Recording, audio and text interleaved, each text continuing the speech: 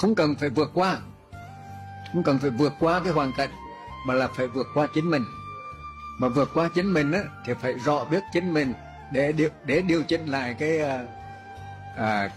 hoạt động của thân này, điều chỉnh lại cái cảm giác cảm xúc này, điều chỉnh lại cái thái độ nội tâm của mình này. Khi điều chỉnh lại rồi á, thì tại ra mọi chuyện đều tốt đẹp.